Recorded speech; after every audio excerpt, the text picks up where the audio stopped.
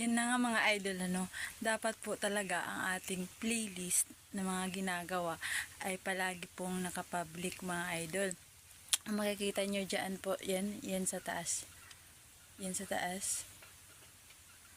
Ayan mga idol, Kung makikita nyo, nakapublic po ang aking playlist.